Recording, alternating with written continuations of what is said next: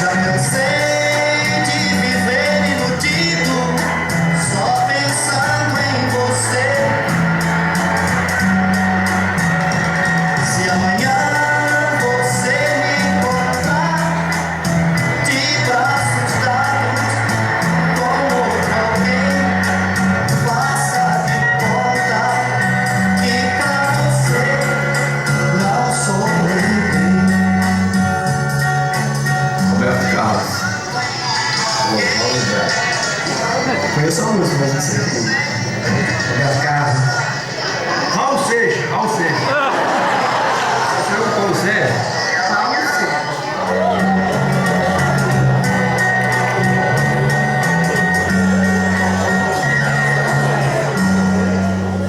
Paulo Sérgio nasceu em 10 de março de 1944, em Antiba, né, que é distrito aqui de Alegre.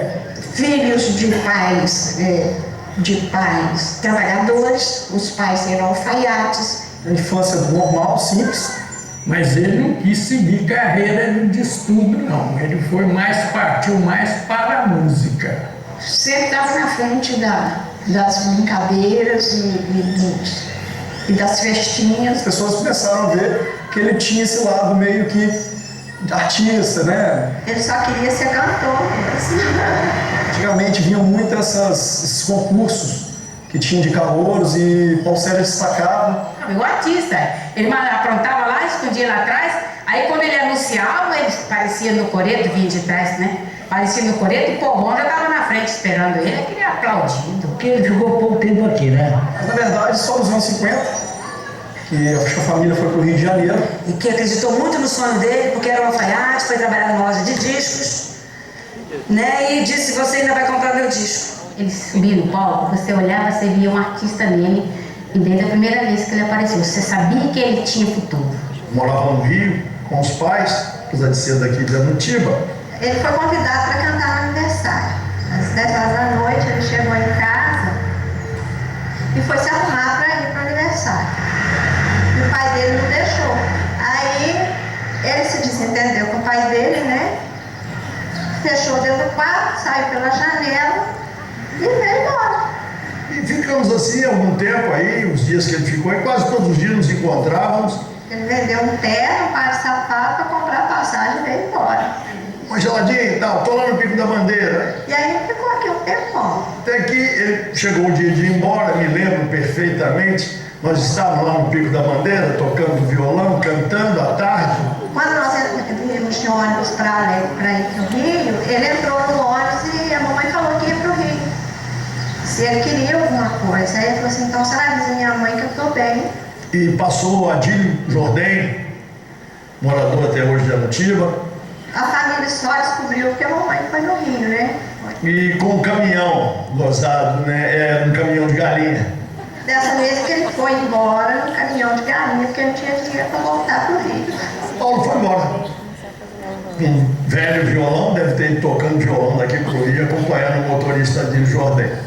Algum tempo depois, não sei se meses, ou dias, ou meses, estourou, né? A música Benzinho. Benzinho, que deixou-me assim. Sozinho e triste a recordar o seu beijo. Ele gravou o primeiro compacto dele e vendeu 300 mil cópias. O Paulo Sérgio, sem sombra de dúvida, tinha um carisma muito grande, um dos maiores da sua geração. E a vida dele também era uma vida muito corrida. O Paulo fazia um show. Realmente ele tinha uma voz muito bonita e as músicas eram também muito bonitas. Um alegrense, né? Do Lambari. Teve, né, uma participação muito importante. E tão importante que chegou a rivalizar com o Roberto Carlos. O Paulo Sérgio era um terror para o Roberto. O Roberto achava. Não é que havia nenhuma rivalidade, só que o Paulo gravava 12 músicas e 12 músicas eram sucesso. Tanto que aquele disco foi inimitável, dizem que foi feito para Paulo Sérgio. Eu acho que o próprio disco Inimitável responde a pergunta. será que esse cara canta melhor que eu? Então ele ficou um pouco excluso do movimento Jovem Guarda, porque existia essa rivalidade entre o fã-clube do Paulo Sérgio e o fã-clube do Roberto Carlos, que eles tinham um tom de voz similar. Ele teve até uma briga com o dono da gravadora, porque o dono queria que o dono ou empresário dele, não sei, queria que ele mudasse a voz, porque a voz dele era parecida com a do Roberto. E ele teimou, falou assim, não vou mudar, porque essa é a minha voz, eu não estou imitando ninguém, eu estou fazendo o meu caminho. Mas o Paulo não esquecia aqui do Nosso Alegre. Ele vinha sempre, durante as festas e sempre que ele tivesse oportunidade, ele viria. Era muito amigo do Sérgio Espinoso. À noite, às vezes, buzinava, Paulo aqui me chamando. Andava pela rua, normalmente. E vinha uns carrões dele muito bonitos. E eu lembro de um carro dele chamado Impala, que era o carro importado, é só a gente viu que tinha desses carros. E trazia amigos também do Rio de Janeiro para as festas que eles faziam aqui. O que eu lembro bem é o chamado Tony Damito, né? Tem uma imagem que eu guardo dele com meu pai, que é papai dando simbolicamente a chave da cidade a Paulo Sérgio. Além disso, ele cantava, né? Nos botequins. As coisas que a gente escuta de falar de Paulo Sérgio antes dele ir embora para a cidade grande, ele vivia nos bares, tocando violão, fazendo serenatas. Então, de repente, esse rapaz que não era tão bem visto pela sociedade, chega com uma estrela nacional. Tinha inveja. O cara fez sucesso, chegava aqui alegre, com certeza os meninos ficavam assim agitados, né? Uma corrente contra ele, você estava falando, uma corrente, como se diz, não é inimiga, mas de ciúme. O cara chega na cidade como alegre, com Mustang conversível. O pessoal só tinha Jeep e Fusca. Ele estava no baile de carnaval e começou uma briga. E houve lá um desentendimento entre o primo do Paulo com um rapaz aqui, de uma família aqui de Alegre. As menininhas, né, o Paulo, as menininhas, é claro, iam mais. É claro, é uma curiosidade, sei lá. Não precisa ser tabelião, né? Se o rapaz veio, se sentiu ameaçado, ele veio afastando em direção à nossa mesa, onde estava Paulo Sérgio e eu, se não me engano, é o Eustáquio Senna, Tony Damito. E beberam umas biritas lá, uma cervejada, teve uma briga danada. Então ele disse assim, alto lá, gente, aqui quem fala é Paulo Sérgio. Aí começou, empurra e desandou uma briga. Entendeu? Então, infelizmente, é um ser humano. Falaram um monte de coisas pro Paulo, que eu ouvi, e o Paulo ficou quieto na dele. E aí alguém jogou garrafa, jogou isso, aquele negócio. Eu acho que foi uma justiça muito grande que fizeram com ele. E ele ficou chateado. Inclusive, quando ele machucou o pé, foi para casa do meu pai, que era do lado. O Paulo acabou sendo o foco principal do seu Paulo Sérgio, porque está na crista da onda, da música, aquele negócio todo. Talvez cause até um certo tipo de inveja, sei lá. Mas aquilo acabou, nós saímos dali, fomos para casa do prefeito Antônio Leão Júnior. Para colocar curativo no pé. Acho um absurdo isso aí. Uma cidade como Alegre, que tem 30 mil habitantes, ter um ícone tão forte e ao mesmo tempo você pensar que ele está tão esquecido, realmente é uma pena. O anônimo, ele não tem valor. Ia contar na cidade onde ele nasceu, na cidade onde ele viveu, ele tinha ido passear e ninguém tinha dado atenção para ele. Só porque ele era um cantor e não tinha fama. Nós não temos um ícone. Acho que a gente deixar que nossos ídolos caiam no esquecimento, deixar de dar importância às pessoas que tiveram uma representatividade e foram líderes, ou que tiveram a sua voz levantada e foram escutadas, eu acho que é o primeiro passo para a decadência, talvez, de uma população. O Paulo Sérgio poderia ser esse ícone. Um dia, a minha madrinha, vou ser grande um dia e vou voltar. E o povo, então, irá chorar depois de um sapateiro, irá então se desculpar pelo que aconteceu. Em um lugar tão pequeno, que as pessoas sabem tanto da vida de uns das outras, o cotidiano delas é tão comum umas das outras, era para você falar de Paulo Sérgio e todo mundo saber o número do CPF dele aqui. a memória do povo, né? Se o povo do Alegre aprender a valorizar as coisas daqui, é muito bom. A memória do povo é fraca.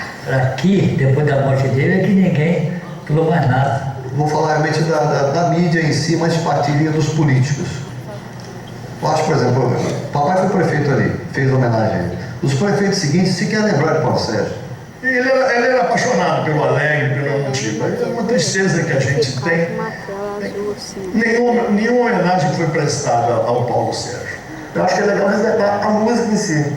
Tocar mais a música dele. Porque não toca. Que valorizem aquelas pessoas que valorizaram a sua terra. Porque você chega em São Paulo, as fãs estão todas lá. Você chega no YouTube, tem tudo. Ele sabe que no Brasil os fãs-clubes dele são muito grandes. E até hoje, né, é o túmulo mais visitado em 2 de novembro, no dia de finados. E aí vem, vai chegando um monte de gente, aí vem violão, aí vem não sei o que, aí vem, tudo isso aqui fica cheio. Tem gente que fica encostada de 2 horas de bate-sol. A gente está atento a esse tipo de questão. Eu acho que esse é o pontapé inicial. E chegou o momento de nós nos orgulharmos, né, de termos sido conterrâneo dessa pessoa que em tão pouco tempo de vida artística conseguiu, né, atingir um patamar tão grande. Eu acho maravilhoso, depois de 30 anos, ele ter tantos fãs. Ele era bom demais para ser renegado. O Paulo Sérgio poderia ser o número 1 dessa história. A vida é assim, né? O cara estava cantando, com dor de cabeça, e disse, eu volto aqui. Né? Eu volto aqui para cantar quando eu estiver melhor. E não pôde voltar. Mas fica aqui a minha homenagem eterna a esse ídolo que o Alegre deve valorizar. Mas você deve sempre lembrar que já me fez chorar. E que a chance que você perdeu nunca mais vou me dar.